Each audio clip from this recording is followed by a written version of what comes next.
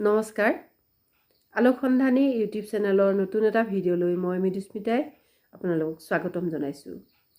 আজিৰ ভিডিঅ'টোত মূলতঃ আমি অসমীয়া ব্যাকৰণৰ সন্ধিৰ বিষয়ে আলোচনা কৰিবলৈ আগবাঢ়ি আহিছোঁ। এতিয়া সন্ধিনো কি? সন্ধি হৈছে নিচে ওচৰা-ওচৰিকৈ থকা দুটা শব্দৰ প্ৰথম শব্দটোৰ শেষৰ বৰ্ণ আৰু দ্বিতীয় শব্দটোৰ প্ৰথম বৰ্ণৰ যি মিলন ঘটে তাকেই সন্ধি বোলে।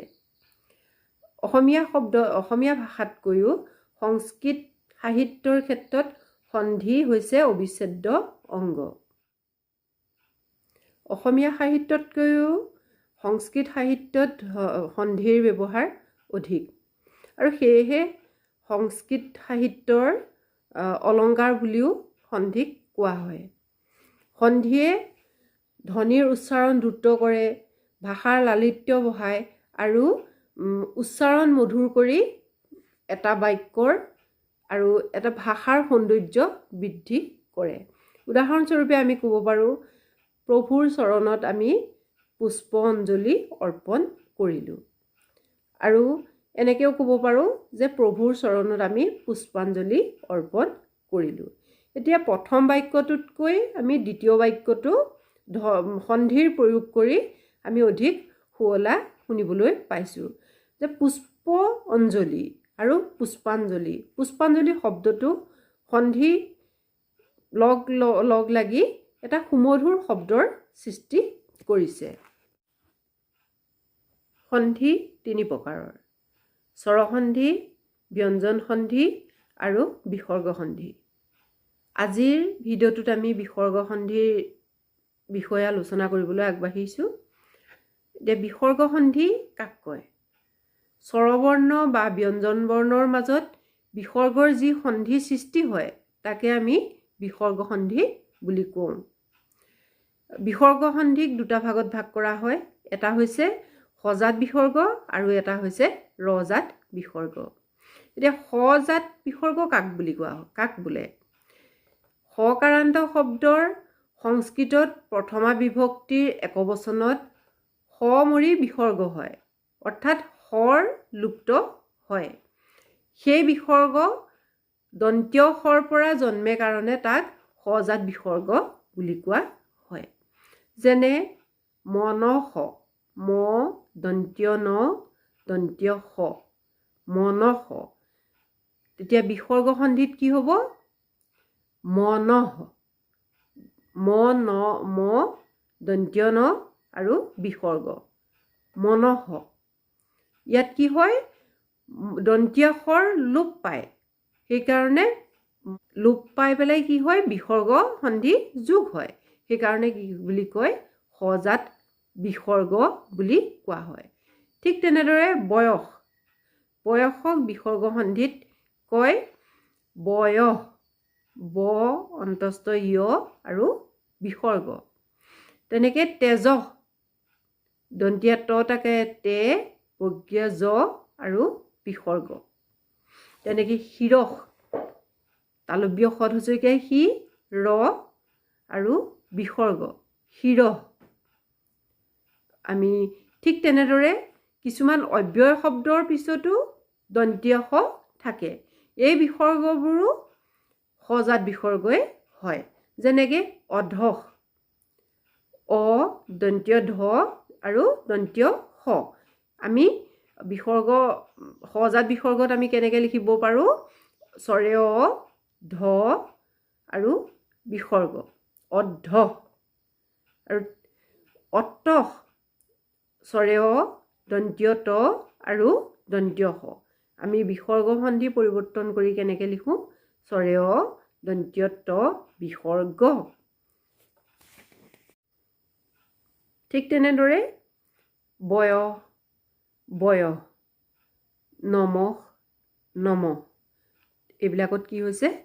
দন্ত্য স বিলুপ্তি হৈ বিসৰ্গ সন্ধি যোগ হৈছে।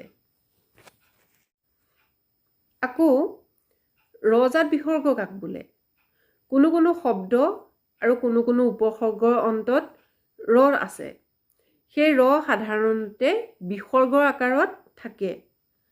সেই বিসৰ্গবিলাক যথাৰ্থত ৰৰ পৰা উৎপত্তি হৈছে আৰু সেইকাৰণে সিহঁতক কি বুলি কয় ৰজাত বিসৰ্গ বুলি কোৱা হয় যেনেকে প্ৰাতৰ সমান কি হয় পাত প্ৰাতৰ পৰে প্ৰ তাতাকাৰ দন্ত্য ত আৰু ৰ আৰু তেতিয়া আমি বিসৰ্গ সন্ধিত লিখিবলৈ হ'লে আমি কেনেকৈ লিখোঁ প্ৰাতঃ পৰে প্ৰ তাতাকাৰ দন্ত্য ত বিসৰ্গ তাৰপিছত পুনৰটো আমি ৰজাত বিসৰ্গত আমি কেনেকৈ লিখোঁ পথচুকাই পু দন্ত্য ন বিসৰ্গ পুনঃ আমি যেতিয়া উচ্চাৰণ কৰোঁ আমি পুনৰ নকৰোঁ পুনঃ বুলি কওঁ অন্তৰক আমি ৰজাত বিসৰ্গত আমি উচ্চাৰণ কৰোঁতে কৰোঁ অন্তঃ দূৰ বুলি কওঁ কিন্তু আমি ৰজাত বিসৰ্গত আমি যেতিয়া ক'বলৈ যাওঁ তেতিয়া আমি দুখ বুলি কওঁ আৰু নিৰ ৰ উচ্চাৰণটো আমি ৰজাত বিসৰ্গত আমি কওঁ নি বিসৰ্গ সন্ধিৰ কিছুমান ৰীতি আছে যেনেকে বিসৰ্গৰ পিছত প্ৰথম ছ বা দ্বিতীয় ছ থাকিলে সেই বিসৰ্গৰ ঠাইত কি হয় তালব্য শ হয় যেনেকে নিশ্চয় দন্তীয়া ন হচৰিকাৰে নি বিসৰ্গ যোগ ছয় প্ৰথম ছ ইয় নিশ্চয় বিসৰ্গৰ ঠাইত তালব্য শ হৈছে ঠিক তেনেদৰে মূৰ্ধন্য আৰু মূৰ্ধন্য ঠৰ পিছত বিসৰ্গ থাকিলে তাৰ ঠাইত কি হয় মূৰ্ধন্য শ হয় যেনেকে ধনুষ্টংকাৰ দন্ত্য ধ ন হচৰিকাৰে নু বিসৰ্গ যোগ স্তংকাৰ কিন্তু কি হয় মূৰ্ধন্য ট আৰু মূৰ্ধন্য ঠৰ পিছত বিসৰ্গ থাকিলে সেই বিসৰ্গৰ ঠাইত মূৰ্ধন্য শৰ যোগ হয় সেইকাৰণে কি হৈছে ধনুষ্টংকাৰ হৈছে ঠিক তেনেদৰে তৃতীয়টো হৈছে দন্ত্য ট আৰু দন্ত্য ঠৰ পিছত বিসৰ্গ থাকিলে সেই বিসৰ্গৰ ঠাইত কি হয় দন্ত্য শ হয় যেনেকে উদাহৰণস্বৰূপে নি যোগ তেজ নিস্তেজ দন্তীয়া ন হচৰিকাৰে নি বিসৰ্গ যোগ তেজ তেতিয়া আমি সেই বিসৰ্গ সন্ধি কৰিলে কি হ'ব নিস্তেজ হ'ব বিসৰ্গৰ ঠাইত দন্ত্য শৰ যোগ হৈছে তাৰপিছত হৈছে বিসৰ্গৰ পিছত যদি ক খ প ফ থাকে আৰু ইয়াৰ ঠাইত আমি দন্ত্য শ আৰু ই কাৰ আদি স্বৰবৰ্ণৰ পিছত থকা বিসৰ্গৰ ঠাইত মূৰ্ধন্য শ হয় যেনে পুৰস্কাৰ আমি পুৰস্কাৰ যেতিয়া আমি সন্ধি ভাঙো তেতিয়া আমি লিখিব লাগে পদ উচকাৰে পু ৰ বিসৰ্গ আৰু পতাকাৰে কা ৰ কিন্তু আমি বিসৰ্গ সন্ধি আমি কৰাৰ পিছত কি হয় পুৰস্কাৰ হয় ঠিক তেনেদৰে ৰৰ পিছত বিসৰ্গ লোপ পায় আৰু ই কাৰান্ত উপসৰ্গ দীঘৰী কাৰান্ত হয় তেনেকে কেনেকে নিৰোগ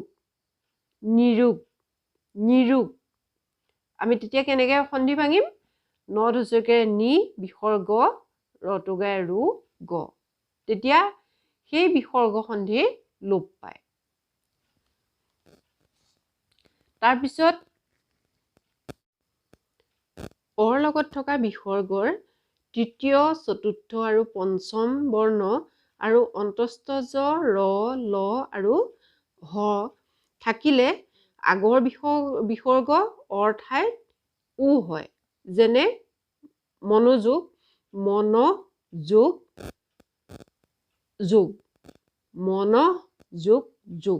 মনোযোগ অৰ ঠাইত কি হয় বিসৰ্গ সন্ধি থাকিলে উ উচ্চাৰণ হয়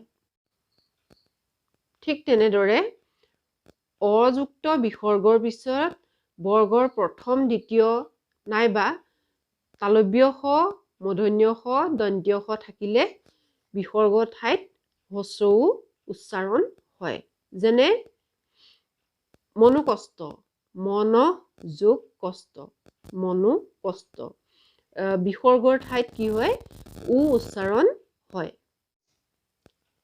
তাৰপিছত আছে কিছুমান নিপাতনে সিদ্ধ বিসৰ্গ সন্ধি। ব্যাকৰণত সাধাৰণ নিয়মবিলাকৰ দ্বাৰা সিদ্ধ নহয় অন্য বেলেগ উপায়েৰে তেনেধৰণৰ বিসৰ্গ সন্ধিসমূহ সম্পাদন হয়। সেইবিলাকক কি বুলি সেই সন্ধিবিলাকক কি বুলি কয় নিপাতনে সিদ্ধ হোৱা সন্ধি বুলি কোৱা হয়। যেনে মন যোগ স্থ মনস্থ আৰু বাচ যোগ স্পতি বাচস্পতি এই হৈছে নিপাতনে সিদ্ধ হোৱা বিসৰ্গ সন্ধি। আজিলৈ ভিডিঅ'টো আমি ইমানতে সামৰণি মাৰিবলৈ আগবাঢ়িছোঁ। তাৰ আগতে মই এষাৰ আপোনালোকৰ বাবে অনুৰোধ কৰিছোঁ, যদি ভিডিঅ'টো ভাল পালে আপোনালোকে এটা কমেণ্ট কৰিবলৈ নাপাহৰিব। যোগাত্মক সমালোচনাই সদায় মানুহক প্ৰেৰণা দিয়ে আৰু ভৱিষ্যতে তেনেধৰণৰ কাম কৰিবলৈ তেওঁলোকক উৎসাহিত কৰে। আপোনালোকৰ এটা কমেণ্টে আৰু এটা লাইক বা আপোনালোকৰ যোগাত্মক সঁহাৰিয়ে ভৱিষ্যতে এনেধৰণৰ ভিডিঅ' প্ৰস্তুত কৰিবলৈ আমাক উৎসাহিত কৰিব বুলি আশা ৰাখিলোঁ। ধন্যবাদ।